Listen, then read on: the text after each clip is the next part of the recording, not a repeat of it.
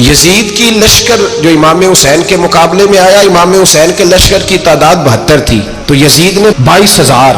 مجھے بتائیے 72 کا 22,000 سے کوئی مقابلہ ہوتا ہے؟ عمر بن سعد نے پھر عبید اللہ ابن زیاد کو لکھا کہ 22,000 بندے تھوڑے ہیں، کچھ بندے زیادہ بھیج. تو عمر بن سعد کو عبید اللہ ابن زیاد کہنے لگے کہ تو پاگل تو نہیں ہو گیا، 72 کے لشکر کا 22,000 بھیجا، اور کتنا بھیجو؟ تو اس نے کہا تمہیں یہ نہیں پتا یہ لوگ کون ہیں؟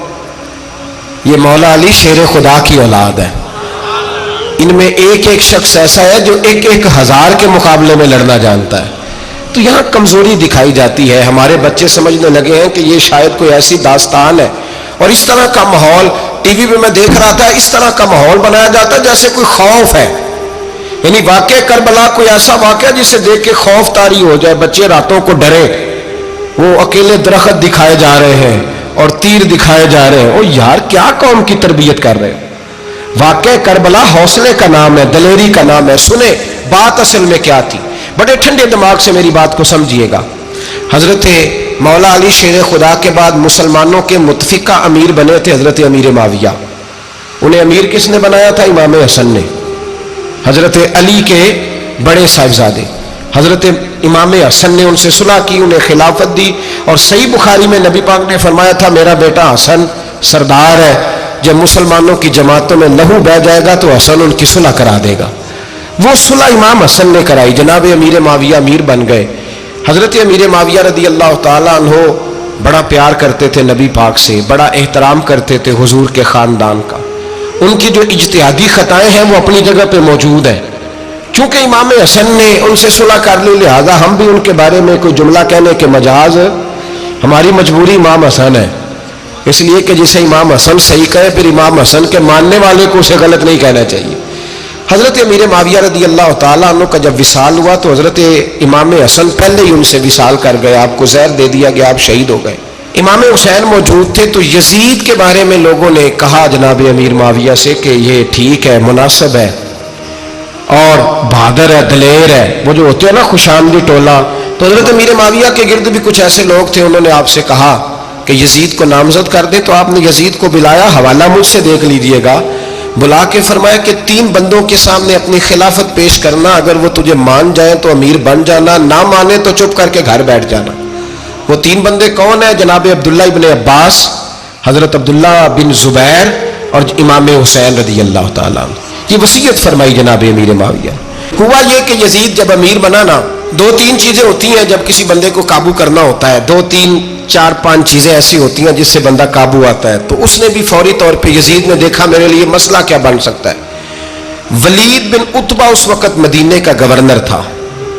یزید نے اس کو خط لکھا کہ امیر عرب کا رواج آج بھی ہے کہ جب تک نئے خلیفہ کی بیعت نہیں ہو جاتی پرانے کے انتقال کی خبر ہی نہیں دیتے، اس کو رکھے رکھتے ہیں. یہ ان کا طریقہ ہے. وہ کہتے ہیں کہ ولی عہد اچھی طرح قبضہ کر لے پھر بتائیں گے.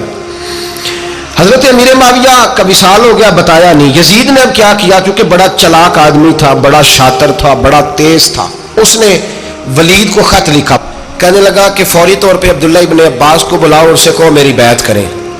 یہ جو بیعت ہوتی تھی نا، یہ بھی سن لے کیا ہوتی تھی. یہ بیعت حلف ہوتا تھا کہ میں اللہ رسول کے نام پہ حلف دیتا ہوں کہ میں یزید کی اطاعت کروں گا، میں اس کے خلاف کوئی بغاوت نہیں کروں گا. کوئی یہ بیعت لوگ سمجھتے ہیں کہ بس ہاتھ پکڑنے کا نام بیعت تھا. اس بیعت کا متبادل جمہوری ملکوں کے اندر ووٹ آیا ہے. تو کہا بیعت کریں. حضرت عبداللہ ابن عباس کو بھی بلاؤ، عبداللہ بن زبیر کو بھی بلاؤ، امام حسین کو بھی بلاؤ. امام حسین آدھی رات کے وقت بیٹھے تھے مسجد نبوی میں، چونکہ 5 نمازوں کی آپ امامت کرتے. امام حسین نماز پڑھا کے عشاء کی بیٹھے تھے. جناب عبداللہ بن زبیر، عبداللہ بن زبیر کون تھے؟ یہ نبی پاک صلی اللہ علیہ وسلم کی پھوپھی پوتے تھے اور جناب صدیق اکبر کے نواسے تھے حضرت عبداللہ بن زبیر. اور جناب زبیر بن عوام عشرہ مبشرہ صحابی ہیں، ان کے بیٹے تھے. بہت زیرک آدمی تھے. یہ بھی امام حسین کے پاس بیٹھے تھے. عبداللہ ابن عباس بھی تھے جو حضور کے چچا کے بیٹے ہیں، اس امت کے پہلے مفسر ہیں قرآن پاک. یہ لوگ بیٹھے تھے. تو ولید نے ایک بندہ بھیجا، اس نے آ کے کہا جناب آپ کو گورنر صاحب نے بلایا ہے. تو عبداللہ بن زبیر کہنے لگے حسین اس وقت بلانے کی بات سمجھ میں نہیں آئی. تو امام حسین بڑے بصیرت والے تھے، اللہ نے بصیرت دی تھی. کہنے لگے عبداللہ آپ کو سمجھ نہیں آئی، مجھے سمجھ آ گئی ہے، امیر معاویہ وصال کر گئے اور یہ ہمیں جو بلایا گیا ہے نا، یہ یزید کی بیعت کے لیے بلایا گیا ہے. تو کہا پھر آپ آدھی رات کو نہ جائیں، آپ کے لیے خطرہ ہوگا۔ تو امام حسین فرمانے لگے خطرہ حسین کو نہیں ہوتا۔ نہیں، کہا پھر بھی آپ مہربانی کریں ذرا احتیاط سے جائیں۔ تو جناب عبداللہ ابن زبیر نے، عبداللہ ابن عباس نے 14 بندے نیزے دے کے، تلواریں دے کے امام حسین کے ساتھ بھیجے اور کہا کہ امام حسین اگر اس نے کوئی غلط ملت بات کی نا، زبردستی بیعت کرنے کا کہا، تو آپ بس کوئی ایک بات اونچی آواز میں کر دینا، یہ سپاہی پیچھے آ جائیں گے۔ امام حسین ان 14 بندوں کو لے کے گورنر ہاؤس پہنچ گئے۔ جب آپ وہاں پہنچے، اس نے بتایا، اس نے کہا جی حضرت امیر معاویہ انتقال کر گئے اور آپ نے یزید کی بیعت کرنی ہے۔ تو امام حسین فرمانے لگے میں چھپ کے بیعت نہیں کروں گا، مجمع لگاؤ، جمعے والے دن اعلان کرو، جو طریقہ ہے حضرت ابوبکر صدیق کا، جو طریقہ ہے حضرت عمر فاروق کا، جو انداز حضرت عثمان غنی کا ہے، جو مولا علی کا ہے، سر عام اعلان کرو، اگر ساری دنیا یزید کی بیعت کرے گی تو میں بھی تیار ہوں۔ تم مجھ سے بیعت لے کے پھر لوگوں کو بتانا چاہتے ہو کہ حسین بیعت وہ کر رہے ہیں تو تم کیوں نہیں کر رہے؟ میں عام آدمی نہیں ہوں، لہذا چھپ کے بیعت نہیں کرتا۔ جب یہ بات کی نا تو ولید بڑا نرم دل تھا اور امام حسین کی شان کو جانتا تھا، وہ جانتا تھا یہ نبی پاک کا خاندان ہے۔ اس نے کہا جی مجھے تو حکم تھا، باقی آپ حضور کے نواز ہیں، میں کر کچھ۔ وہاں ایک بڑا بدبخت شخص بیٹھا تھا، عبد الملک بن مروان، وہ ولید سے کہنے لگا کہ اگر حسین آج تمہارے ہاتھ سے نکل گئے تو تمہارے لیے بہت بڑا مسئلہ کھڑا ہو جائے، انہیں جانے نہ دینا، یا بیعت کراؤ یا ان سے کہو جنگ کے لیے تیار ہو۔ تو امام حسین رضی اللہ تعالیٰ عنہ کے کانوں میں آواز گئی تو فرمانے لگے ابن مرجانہ، اگر تیرے اندر جرأت ہے تو آ سامنے حسین کے، اس کے کانوں میں باتیں نہ کر، کانا پھوسی نہ کر، باہر آ میدان میں، شرارت نہ کر، باہر آ، میں تمہیں ابھی بتاتا ہوں کہ حسین سے مقابلہ کرنے کا انجام کیا ہے۔ یہ کہہ کہ امام حسین باہر نکلے، اپنے بھائی محمد بن انفیہ کو بلایا، عبداللہ بن زبیر، عبداللہ ابن عباس، ڈھیر سارے لوگ کٹھے ہو گئے۔ فرمایا یہ معاملہ ہے، اب کیا کرنا ہے؟ تو وہ کہنے لگے حضور وقت ابھی مناسب نہیں ہے، آپ اس طرح کریں یہاں رکے، ہم مکے سے، عراق سے، کوفے سے لوگوں کو بلاتے ہیں، یہاں ایک بڑی مجلس مشاورت قائم کرتے ہیں۔ امام حسین فرمانے لگے اگر تم مشاورت قائم کرو گے تو ولید اور عبد الملک بن مروان وہ تو جنگ کرنے کو تیار ہے، اور نبی پاک نے فرمایا ایک مینڈا ہوگا جس کی وجہ سے مدینے کی گلیوں میں لہو بہے گا۔ فرمانے لگے میں وہ بکرا، وہ مینڈا نہیں بننا چاہتا۔ کہا پھر آپ کیا کریں گے؟ تو امام حسین رو پڑے، فرمانے لگے میں مدینہ چھوڑ جاؤں گا لیکن مدینے کی حرمت پامال نہیں ہونے دوں گا۔ امام علی مقام آدھی رات کے وقت نکلے، سیدہ فاطمہ کا دروازہ ایک اس دن جس دن حضرت مولا علی کوفے چلے گئے، اور دوبارہ آج تالا لگا جب امام حسین نکلے۔ آپ جنت البقیع کے پیچھے کھڑے ہو کے حضور کا روضہ دیکھنے لگے، اس وقت گنبد تو نہیں ہوتا تھا، روضہ دیکھنے لگے۔ نانا تیرے کرم کے خزینے کی خیر ہو، میں جا رہا ہوں تیرے مدینے کی خیر ہو۔ سارا خاندان لے گئے، مکے تشریف لے گئے، حج کے ایام قریب آنے والے تھے۔ امام حسین نے وہاں لوگوں سے باتیں کی۔ جب امام حسین وہاں پہنچے تو کوفے سے خط آنے لگے۔ کوفہ حضرت علی کا دارالخلافہ تھا، وہاں آپ کے محبین، پیار کرنے والے ڈھیروں تھے، انہیں خط لکھے کہ حضور آپ چپ کر کے بیٹھے ہوئے ہیں اور ہمارے اوپر یزید مسلط ہو گیا ہے، آپ اگر میدان میں نہیں نکلیں گے، آپ نہیں آئیں گے تو ہم اللہ کی بارگاہ میں شکوہ کریں گے کہ کوئی ہماری کمان کرنے کو تیار ہی نہیں ہوا۔ اور وہ خط 1 2 3 نہیں آئے، وہ خط اتنے تھے کہ 3 بوریوں میں بھرے تھے امام حسین، 3 بوریوں میں۔ اب مجبوری ہو جاتی ہے، حق کے لیے کئی دفعہ بات کرنا مجبوری ہوتی ہے، اگر نہیں کرے گا تو پھر اس کو بھی قبر میں جواب دینا پڑے گا۔ امام علی مقام رضی اللہ تعالیٰ عنہ نے مکے میں اب لوگوں کو جمع کیا مشورے کے لیے۔ ہر بندے نے کہا حضور وہ بلا تو رہے ہیں پر اپنے وعدوں کے پکے۔ کہا حضور وہ پکے نہیں، آپ نہ جائیں۔ ہر بندے نے کہا حالات ٹھیک نہیں، حالات گراؤنڈ ریالٹی صحیح نہیں، یہی مشورہ آج بھی ہر بندہ دیتا ہے، ابھی حالات نہیں۔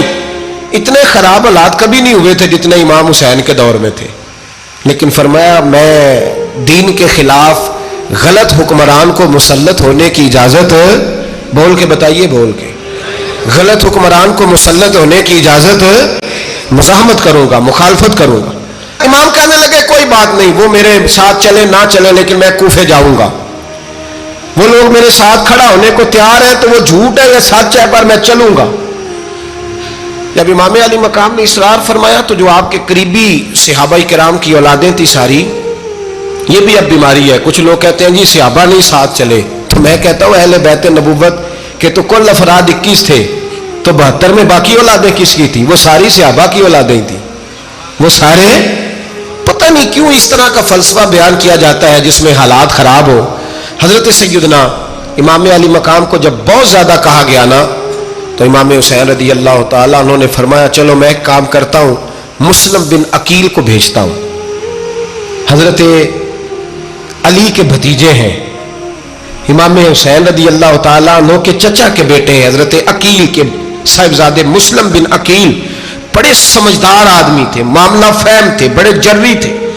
اتنا زبردست مشورہ کم لوگ دیتے ہیں جتنا حضرت مسلم بن عقیل دیتے تھے. ان کو بھیجا گیا کوفے. اب اس میں بڑی تفصیل ہے, وہ اپنے 2 بچے بھی لے گئے. جب وہ کوفے پہنچے نا تو کوفے پر جناب نعمان بن بشیر کی حکومت تھی. آپ گورنر تھے اور اہل بیت سے بڑی عقیدت رکھنے والے, نرم رویہ. عبید اللہ ابن زیاد کوفے کا گورنر نہیں تھا, یہ کسی اور علاقے کا تھا. جب آپ وہاں پہنچے تو نعمان بن بشیر نے دیکھا کہ حضرت مسلم بن عقیل آئے ہیں تو لوگ دوڑے ان کی بیعت کرنے, بھاگے. اتنے لوگ جمع ہوئے کہ ایک دن میں 17,000 آدمی نے بیعت کر لی. کتنے بندے جی؟ 17,000 آدمی ایک دن آیا. اب وہ جو امام مسلم بن عقیل کے وہاں نعرے لگانے والے تھے کہنے لگے حضور یہ پہلے دن کی کارکردگی ہے, 2-4 دن میں دیکھیے کیا ہوتا ہے. 2-4 دن میں کیا ہوا, 40,000 آدمی نے بیعت کر لی. اب وہ 40,000 بندہ تیار ہو گیا. ادھر سے جو یزید کے وفادار تھے انہوں نے خط لکھا یزید کو کہ تو نے بڑا نرم آدمی گورنر بنایا ہے اور 40,000 بندہ چلا گیا حسین کی طرف.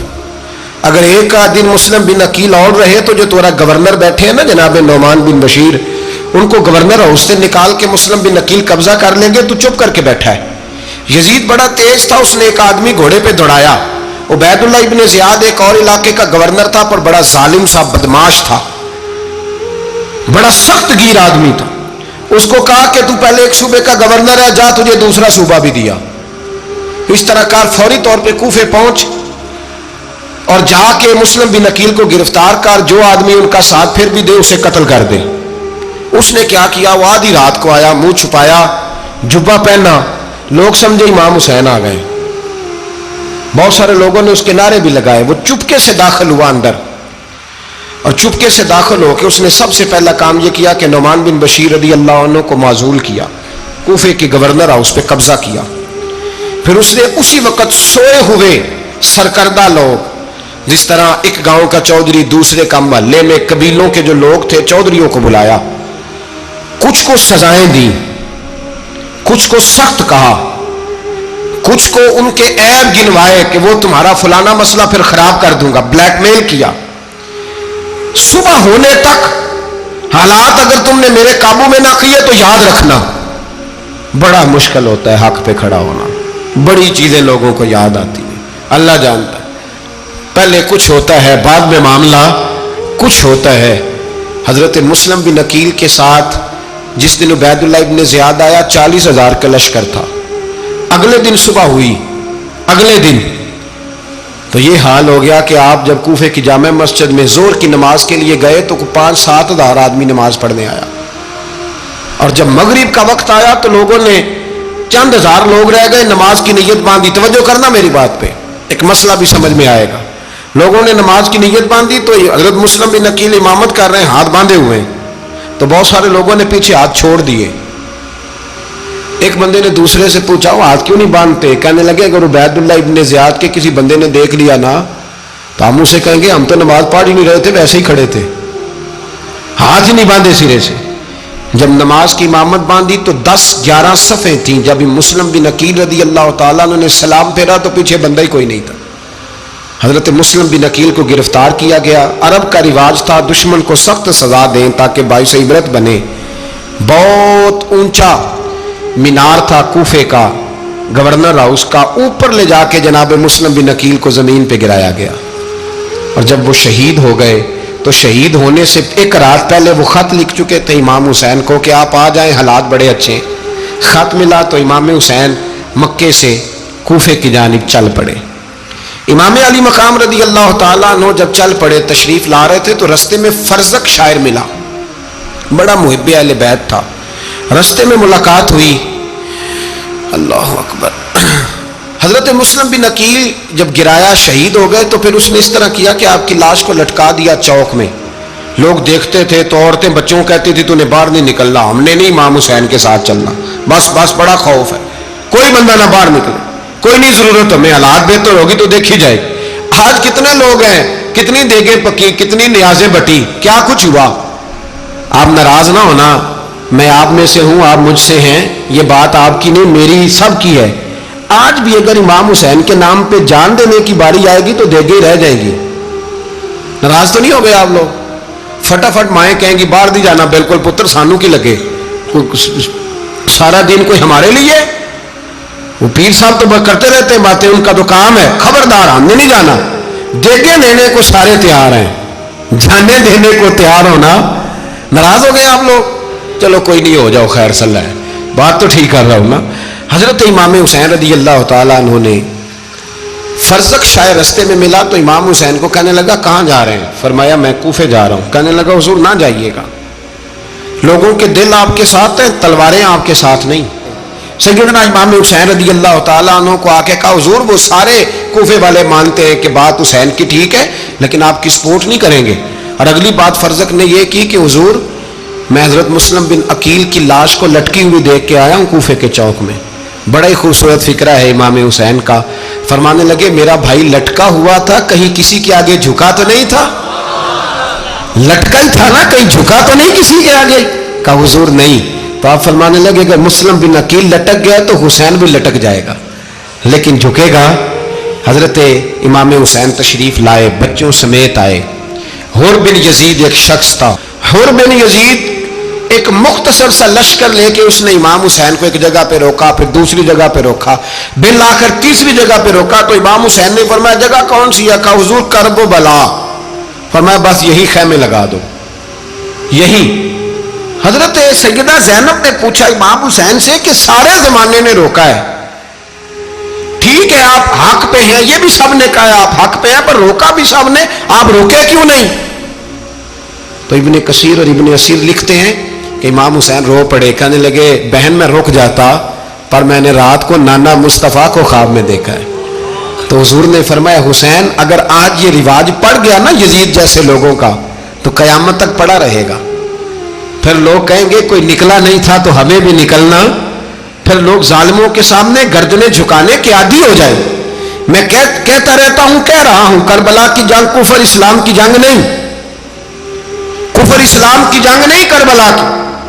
کیونکہ یزید تو بڑا پکا نمازی تھا, خطبہ دیتا تھا. وہ تو جب امام حسین رضی اللہ تعالیٰ عنہ نے کربلا کے میدان میں جمعے کا دن تھا تو یزید کے سامنے کو بات کرنی شروع کی, عمر بن سعد کے سامنے. تو عمر بن سعد کہنے لگا حسین زیادہ باتیں نہ کر, ہمارا جمعہ لیٹ ہو رہا ہے, جنگ کے لیے تیار ہو, فٹافٹ آ. اہل بیت نبوت کو قتل کریں گے اور قتل کے بعد پھر نماز پڑھیں گے اور پھر کہیں گے اللہم صلی علی محمد وعلی آل محمد, اسی نماز میں پھر درود بھی پڑھیں گے. یہ کیسا مرتبہ ہے, کیسا انداز ہے, دوستی قاتل سے بھی مقتول سے یارانہ.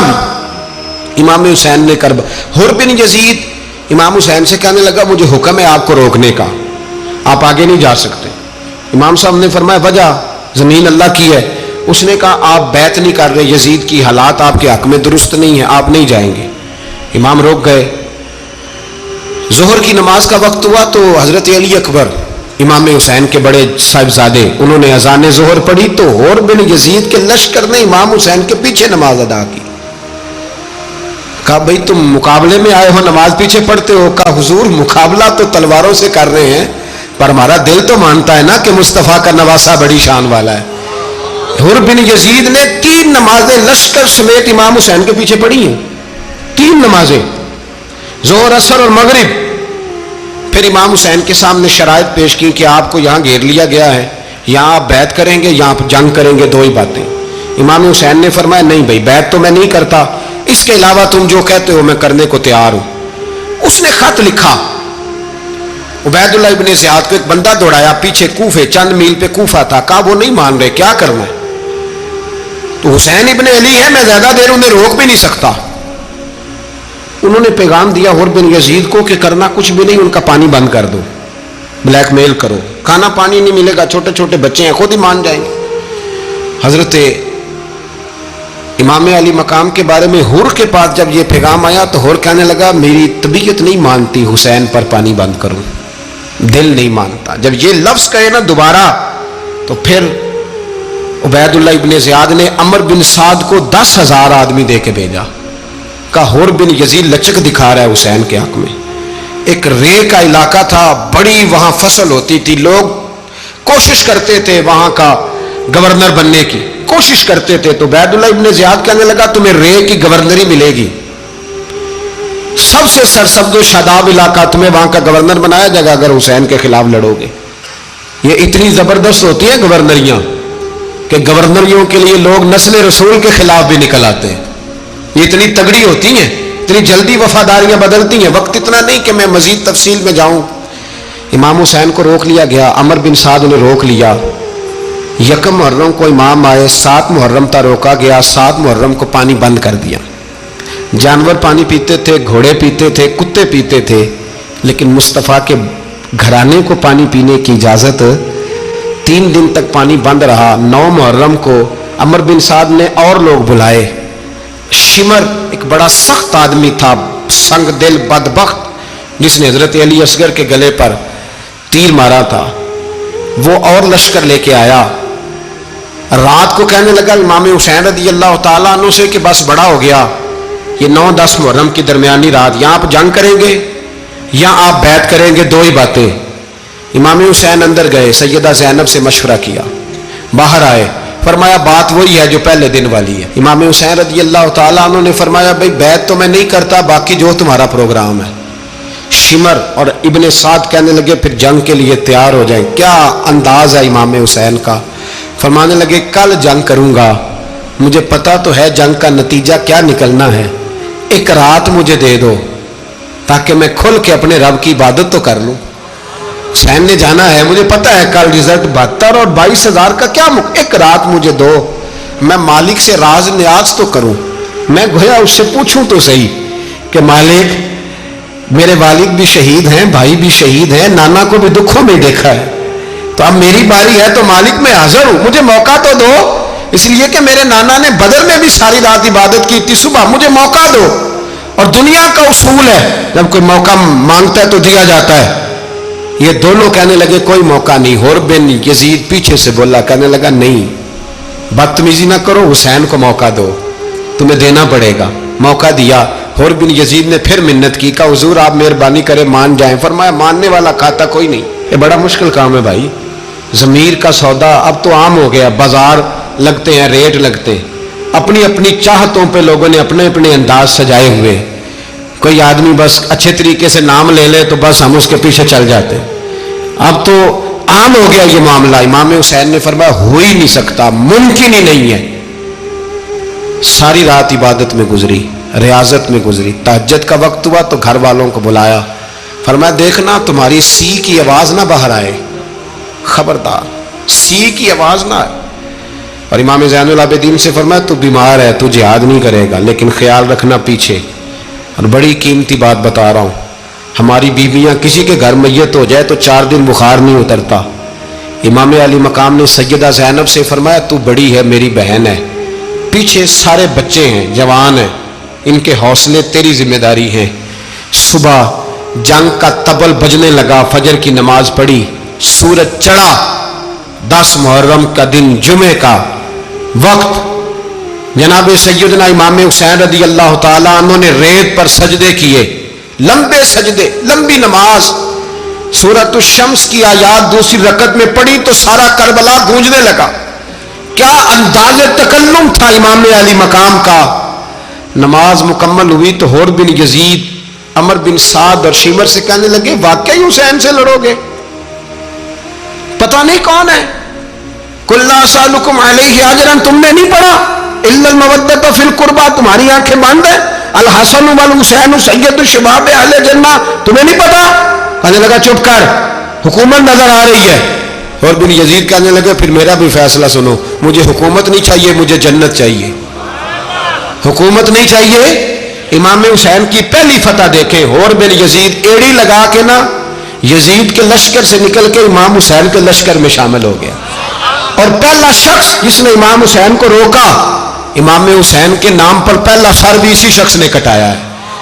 لیکن یزید کی قبر پہ لعنت بھی کوئی نہیں برساتا.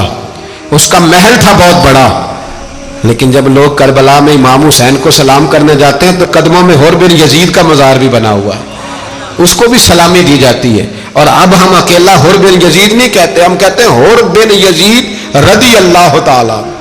اب ہم اتنی تعظیم کرتے ہیں اس حور کی. جناب امام حسین کو میدان میں کھڑا کیا گیا، جہاد کا طبل بجا، پہلے خدام آئے. اور سن لو آج وہ پتہ نہیں بازاری سے لوگ چڑھ گئے اسٹیجوں پہ، بازاری سے، نہ چہرے پہ داڑھی ہے نہ سر پہ کوئی کپڑا ہے، بازاری لوگ ہیں، بھاگ رہے ہیں، بازو چڑھائے ہوئے ہیں، بٹن کھولے ہوئے ہیں، تماشا بنا دیا. سننے والوں کا بھی اللہ ہی حافظ ہے. وہ اسٹیج پہ یہ اہل بیت کی شان بیان کرتا ہے، بھاگ کے ادھر جاتا ہے. یہ کوئی طریقہ ہے؟ سننے والوں کا بھی عجیب انداز ہے، ہر بندے کو سننے بیٹھ جاتے ہیں. دین مہذب ہے، تہذیب والا ہے، دلائل رکھتا ہے، دین وقار رکھتا ہے. ایسے لوگ اب دین بیان کریں گے؟ حضرت سیدنا امام حسین رضی اللہ تعالیٰ عنہ صبح جب جہاد کا وقت آیا، پتہ ہے کون کون تھے کربلا میں؟ امام حسین کے ساتھ امام حسین کے 4 بھائی تھے کربلا میں. کتنے؟ بول کے بتائیں. حضرت علی کے 4 بیٹے، عباس بن علی، جن کو حضرت عباس کہا جاتا ہے نا، علمدار، یہ حضرت علی کی دوسری زوجہ میں سے. عباس بن علی بھی تھے اور ابو بکر بن علی بھی تھے، عمر بن علی بھی تھے، عثمان بن، یہ حضرت علی کے بچوں کے نام ہیں. یہ آپ کے شہزادے امام حسین کے ساتھ شہید ہوئے. ان کا نام صرف اس لیے نہیں لیا جاتا کہ ان کا نام خلفائے ثلاثہ کے نام پہ، حضرت علی نے اپنے یاروں کے نام پہ رکھا ہے تو تم نے کربلا کے میدان سے خارج کر دیا. یہ تینوں شہزادے حضرت جناب سیدنا امام حسین کے ساتھ تھے، یہ بھی شہید ہوئے. حضرت جناب زینب امام حسین کی سگی بہن ہے، ان کے 2 بچے تھے، اون و محمد. جب امام حسین میدان میں جانے لگے تو جناب زینب بچوں سے کہنے لگی، نہ پہلے بھائی نہیں جائے گا، پہلے بھانجے جائیں گے. 2 بچے شہید ہوئے. حضرت قاسم بن حسن امام حسن کے بیٹے تھے. وہ جب میدان میں جانے لگے تو امام حسین نے کہا، نہیں بھائی تو نہیں جائے گا، تو میرے بھائی کی نشانی ہے، میں جاؤں گا. تو حضرت قاسم بن حسن نے ایک تعویذ کھول کے دیا کہ ابا جی میرے والد نے کہا تھا جب بڑی مشکل آ جائے تو تعویذ کھول کے دیکھنا. تو آج بڑی مشکل آئی ہے تو میں نے تعویذ کھولا ہے، تو یہ دیکھیں کیا لکھا ہے. یہ تو رکا ہے، تعویذ ہے ہی نہیں. جب کھول کے دیکھا تو اس پہ لکھا تھا، قاسم اگر حسین پہ کوئی کڑا وقت آ جائے تو بیٹھ کے آگے آگے رہنا، اگر کڑا وقت میرے بھائی پہ کبھی آ جائے نا، دیکھنا اس کے آگے آگے چلنا، اسے حسن کی کمی نہ محسوس ہو. پائیاں جہا ساک نہیں کوئی جے وچ خار نہ ہوئے. سیدنا امام حسین پہلی دفعہ کربلا میں اس وقت روئے جب یہ رکا. آپ نے دیکھا تو فرمایا ٹھیک ہے، اگر حسن کی یہ وصیت ہے تو میں نے زندگی میں اگر ان کی ہر بات مانی ہے اب بھی مانوں گا، تمہیں اجازت ہے. جناب قاسم بن حسن 16 سال کا جوان جب میدان میں نکلے تو ہائے ہائے پتہ نہیں کہاں سے آ گئی ہے. امام قاسم بن حسن جب میدان میں نکلے تو تبری سے لے کر علامہ ابو الاسناد صاحب سب کو پڑھ کے تو دیکھو، 3 دن کی پیاس ہے، شدید آزمائش ہے، دکھ ہے، تکلیفیں ہیں، پھر بھی پہلی دفعہ جب میدان میں گئے ہیں واپس آئے ہیں 19 لوگوں کو قتل کر کے واپس آئے. سناؤ قصہ خیبر کو، تمامی اپنے بچوں کو. علی کی داستان سن کے دلوں سے ڈر نکلتا ہے. علی کی داستان سن کے دلوں سے، وہ جو بچے ڈر رہے ہیں نا، وہ چمگادڑ آ گئی، کاکروچ آ گیا، یہ خوف نکل جائے گا اگر حضرت قاسم بن حسن کی بات سنیں گے.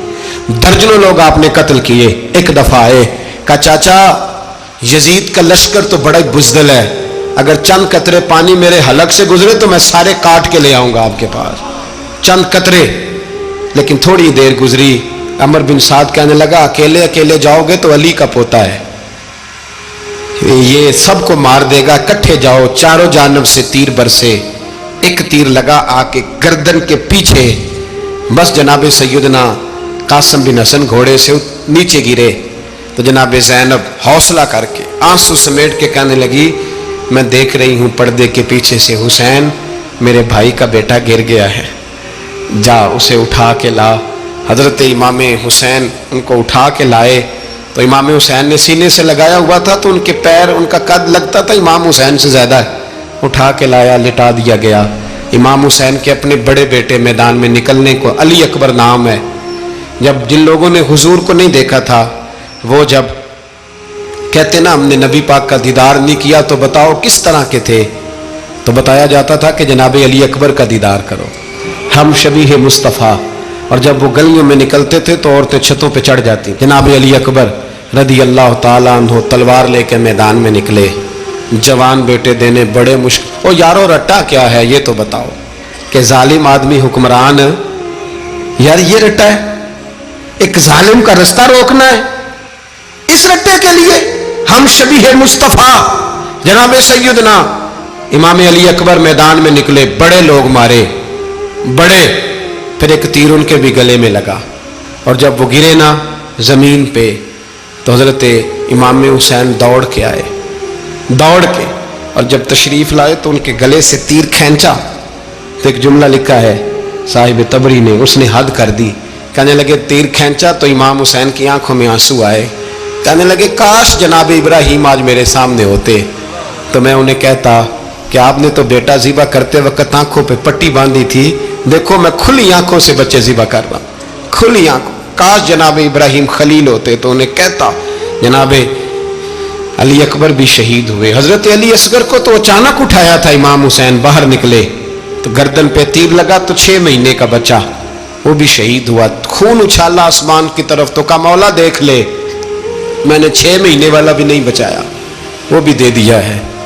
پھر حضرت عباس کو بیٹیوں نے کہا کہ اب نہ، کچھ کہتے ہیں پہلے شہید ہوئے، کچھ نے لکھا بعد میں، کہ اب ہم سے پانی کے بغیر نہیں رہا جاتا، تو جناب عباس پانی کا مشکیزہ لے کے نکلے باہر، ایک ہاتھ کٹا، دوسرے پہ مشکیزہ وہ بھی کٹا، پھر پانی تو بھر لیا تھا لا نہ سکے، پھر گردن کٹی تو شہید ہوئے۔ بچوں کی بھی شہادت ہوئی، پر جب ان کا لاشا اٹھایا تو امام حسین کہنے لگے مولا اب نہ حسین کی کمر کمزور ہو گئی ہے، اب کمزور ہو، اور بھائی ایک میت ہو جائے تو 4-5 دن تو پوری آنکھیں نہیں کھلتی، کیسا جری خاندان ہے۔ تھوڑی دیر گزری تو امام علی مقام نے پٹکا باندھا، سر پہ دستار باندھی، مولا علی کی تلوار پکڑی، نبی پاک کا امامہ باندھا اور گھوڑے پہ سوار ہوئے تو کہنے لگے زینب گھر تیرے حوالے اور میں اللہ کے حوالے، گھر تیرے حوالے اور میں، اور پھر امام حسین نکلے، امام علی مقام نکلے۔ راوی کہتے ہیں کہ یہ جلوہ پہلے بھی بڑے سونے تھے پر آج جو رنگ دیکھا وہ کبھی نہیں دیکھا، کیا انداز تھا، جدھر جاتے نعرہ لگاتے تو حد ہو جاتے، اتنے لوگ امام حسین نے کاٹے، اتنے کاٹے، پھر واپس پلٹ کے آئے اور کہنے لگے زینب ذرا پردے کے پیچھے سے دیکھ تو صحیح میری بہن، ان بزدلوں کو جرت ہی نہیں ہو رہی حسین کے مقابلے میں آنے، ایک دوسرے کو دھکا دیتے، تو جا تو جا، پھر اکٹھے وار ہوئے۔ یہ کون ہے کٹا ہوا، لباس ہے پھٹا ہوا، یہ بال یقین حسین ہے، نبی کا نور عین ہے۔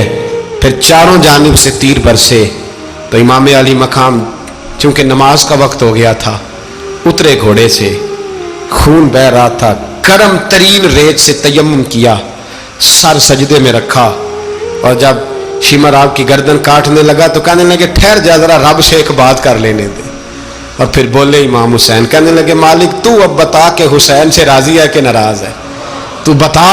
تو پھر ایک آواز آئی، یا ایتھا النفس مطمئنہ ارجعی الی ربک راضیۃ مرضیہ، فرمایا نفس مطمئنہ واپس آ جا، تو اللہ سے راضی ہے، اللہ تجھ سے راضی۔ امام حسین وہاں شہید ہو گئے۔ اب یہ قافلہ امام حسین کا سر کاٹ، ذرا دیکھنا غور کرنا، سر کاٹ کے نیزے پہ رکھا ہے، جسم کربلا میں پڑا ہے، عورتوں کو گھوڑوں پہ بٹھا کے لے جایا گیا یزید کے دربار میں۔ یزید پہلے عبید اللہ ابن زیاد نے بدتمیزی کی، پھر یزید نے کی۔ سعودی عرب کا ایک مولوی بول رہا تھا، سعودی عرب کا، ان سے بھی بڑا عشق ہے، جس نے تقریر سننی ہو میرے پاس ہے۔ ہمیں لوگ مشورے دیتے ہیں کہ جو یزید کو اچھا کہے اور حسین کو باغی کہے اس کو ہم امام مان لیں، اس بے شرم بے حیا کو جو نبی پاک کے گھرانے کے بارے میں بکے اسے امام۔ سعودی عرب میں مسجد نبی میں درس دینے والا جس نے تقریر سننی ہو میرے پاس ہے، وہ کہتا ہے یزید تو بڑا اچھا آدمی تھا، اس نے تو بڑی خدمت کی، تو میں نے اسے کہا رشتہ داری کر لیا یزید کے ساتھ، قریب ہو جا، شرم نہیں آتی؟ آج بھی نبی پاک کا دل دکھاتے ہو, حیا نہیں آتی, خیال نہیں آتا. اور لوگ گھر میں بیٹھ کے باتیں کرتے ہیں, کہتے ہیں جی جو بیت اللہ میں ہو وہ بھی برا ہو سکتا ہے. بیت اللہ میں تو 360 بت بھی تھے, وہ اچھے تھے. مدینے میں تو 360 منافق بھی رہے, پوری سورہ منافقون نازل ہوئی, وہ اچھے تھے. عجیب تماشا بنا دیا لوگوں نے مذہب کا. وہ آج بک رہا ہے, آج میرے پاس ویڈیو آئی ہے, کہتا ہے یزید نے تو بڑی خدمت, تو عبید اللہ ابن زیاد نے قتل کیا. بے شرمو, اگر عبید اللہ ابن زیاد نے بھی قتل کیا تھا تو حکومت کس کی تھی؟ بولے, بول کے بتائیں. تو پھر یزید نے عبید اللہ ابن زیاد کو سزا کیوں نہیں دی, بلکہ ایک جگہ 2 گورنریاں دی اس کو, یہ حال کیا. بلکہ سنو جو حدیث پاک میں آتا ہے وہ یہ ہے کہ یزید چھڑیاں مار رہا تھا, چھڑیاں امام حسین کے لبوں پہ. تو نعمان بن بشیر صحابی تھے, بول پڑے, کہنے لگے یزید بدبخت ہاتھ پیچھے اٹھا, مجھے اللہ کی عزت کی قسم میں نے سینکڑوں بار نبی پاک کو ان ہونٹوں کو چومتے دیکھا ہے. حضرت جناب زینب عورتوں کے مجمع میں پیچھے ہو کے بیٹھی ہیں. یزید کے پاس جب پہنچا لشکر تو یزید کہنے لگا دیکھو اللہ نے مجھے عزت دی اور میرے مخالفوں کا کیا حال ہوا. تو بی بی زینب بول پڑی, اتنے صدمے سہے پر آواز توانا ہے, جاندار ہے. حضرت سیدہ زینب نے جب سنا نا کہ یہ کہہ رہا ہے کہ مجھے اللہ نے عزت دی, تو جناب زینب بولی. نعمان بن بشیر کہتے ہیں بی بی بولی, اتنے صدمے ہیں پر جناب زینب بولی اللہ اکبر. اس انداز میں بولی کہ پہلے قرآن مجید کی آیت پڑھی, کہنے لگی وَتُعِزُّ مَن تَشَاءُ وَتُذِلُّ مَن تَشَاءُ بِيَدِكَ الْخَيْرُ إِنَّكَ عَلَىٰ كُلِّ شَيْءٍ قَدِيرٌ. اور پھر کہنے لگی یزید تو بکتا ہے, کہتا ہے کہ تو عزت والا ہو گیا, یہ تیری حکومت ہے, 4 دن گزرنے دے, تجھ پہ کوئی لعنت بھی نہیں برسائے گا, اور میرے بھائی کا قیامت تک ممبروں میں اور خطبوں میں ذکر ہوا کرے گا, وقت گزرنے دے. جب جناب بی بی زینب بول رہی تھی تو حضور کے ایک نابینا صحابی پاس بیٹھے تھے, جناب نعمان بن بشیر کا ہاتھ ہلایا, ہلا کے کہنے لگے کیا علی آ گئے؟ تو علی کی آواز لگتی ہے, جبریل امی بول رہے ہوں جیسے, حکمت کے گوہر رول رہے ہوں جیسے, دربار دمشق میں بی بی زینب کا خطاب, منبر پہ علی بول رہے ہوں جیسے. میرے بھائی بس کربلا والا قافلہ تو مدینے پہنچ گیا. 3 سال یزید نے حکومت کی, شرابیں عام ہو گئیں, مکے پہ حملہ ہوا, خانہ کعبہ کا غلاف جلا, مدینے پہ اس نے حملہ کیا. 3 دن مسجد نبوی میں اس نے گھوڑے باندھے, مسجد نبوی میں صحابہ کو نکال کے اپنا اس نے امام مقرر کیا, لیکن پھر امت نے اسے قبول نہ کیا, پھر وہ رسوا ہوا اور آج تک وہ رسوا ہے. لیکن امام حسین کا نام کل بھی زندہ تھا اور آج بھی